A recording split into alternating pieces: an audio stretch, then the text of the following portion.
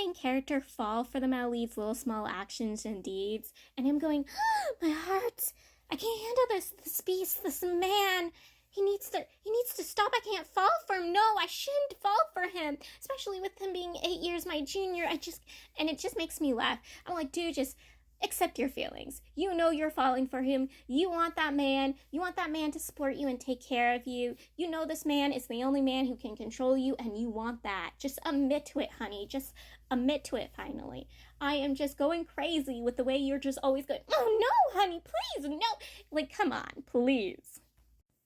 The main character, the Holy Maiden, the priest, the Maleed, the Prime Minister, and the second command of the sorcery and the Crown Prince go and to confront the heretic at the church, and they also confront the bishop for not noticing the actions and behaviors of the heretic and all the things that were happening underneath his eyes. And maybe he was involved. I wasn't sure. I was a little confused about that part. He was probably involved because he got in severe trouble, but also because he was supposed to be leading this church and he let such a severe actions and behaviors happen behind his nose. He would have gotten in trouble anyways.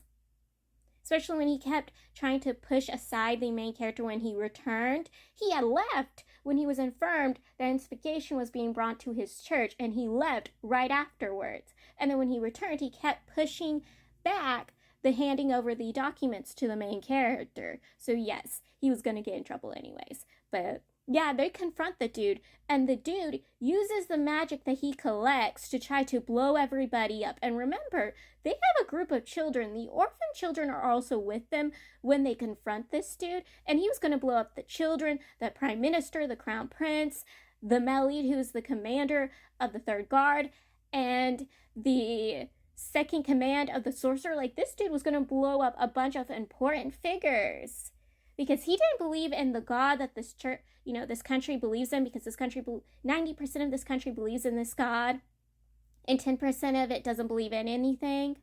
And he thinks the Holy Maiden is a witch, a demon, a sorceress, a Hellenist.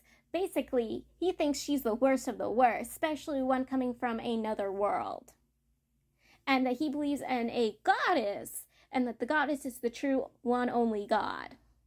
So yeah, he's doing all of this by using religion to cover it, but in actuality, he's just a terrorist, doing horrible, vile things. And when he was about to blow everybody up, the Maleed goes and dives in front of the main character, covers the main character with his body to protect the main character, but nothing happens, because the Holy Maiden used the method the main character created, the barriers for the miasma, and to stop it and purify it. She uses the same method to stop the bomb. And everyone was shocked. And she goes, why are you guys shocked? I just used the main character's method. It's pretty easy, actually. And the dude was arrested. And the bishop, obviously, was fired, stripped of his position, and moved somewhere else. So the Prime Minister had already told the main character when they were having one of their meetings that he wants the main character to himself, that he wants the main character. And if it weren't for the Maleed, he would have the main character. And then later, he comes to the main character during the period of time the main character is having a meal with the Maleed and the secret second prince.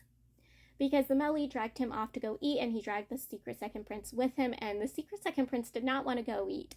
When we read his point of view during his little thing, he states that he knew it was going to be exactly during the period of time they had a meal with the Holy Maiden and Crown Prince. His stomach is going to be hurting. He's not going to be able to eat. And it is exactly what he thinks, because the Prime Minister, outright in front of the Maleed, says he wants the main character. He would have the main character. He wants the main character at his side, which displeases the Maleed. This dude is right out front in front of him, flirting with his husband, and he does not like it.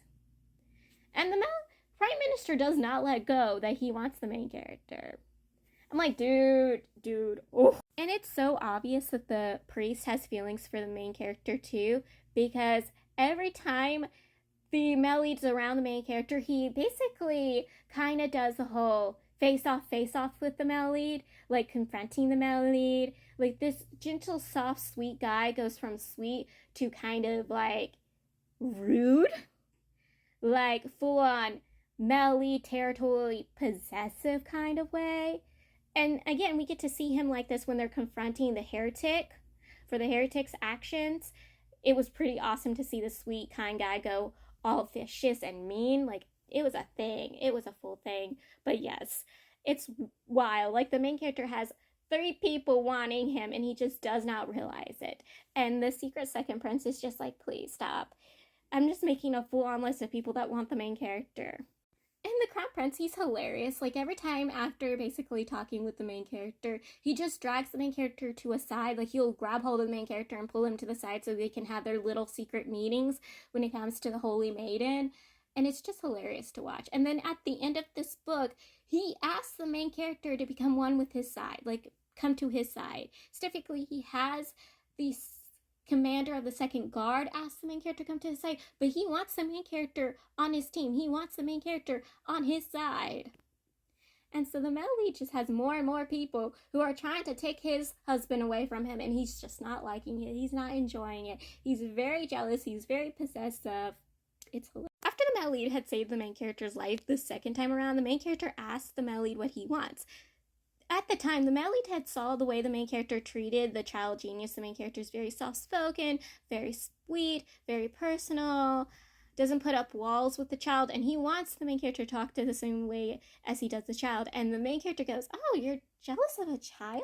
And it makes his heart beat. And he goes, no, I can't. But it's kind of cute that this grown adult man who's all muscle, strong, and has a high position is jealous of a child because I'm sweet to a kid. That's just, and I'm like, honey. The person who was supposed to be the main character's caretaker at the church at the get-go of the book slowly becomes better towards the main character and supportive of the main character. He has like a tsundere-like personality when it comes to the main character. He's like, I don't like you, but are you coming back? No, you don't need to come back. Why are you here? I missed you. Like, he's kind of like that with the main character. And the main character doesn't notice this, but everyone else kind of sees how this kid is towards the main character, especially when he sees how the main character treats the child genius, when he learns about the main character's non-magic tolerance. He becomes softer, the main character. He sees how much the main character is working for the church and working for the school system. And so, yes, he's very supportive of the main character, especially when one of the monks, who's a noble, is looking down upon the main character and won't let the main character have a meeting with the priest and the male lead. This kid stands up for the main character. And when the main character comes to see how the school's going when they finally open up the school, he's like, oh, are you coming back? You know, like, are you ever going to come back? And the main character's like, yeah. The school is still on its opening stages. I will be coming and checking in on it. And the kid's like, oh, good. Like, it's absolutely adorable. During the period of time the male lead was away, he was writing letters to the main character. And the main character was writing letters to him, but never handed those letters over. So the male lead thought the main character wasn't writing to him, which kind of displeased him and upset him. But the butler went behind the main character's back when the main character was hospitalized and handed those letters over to the male lead. And the male lead was so happy, excited, pleased to get to read the letters the main character sent him.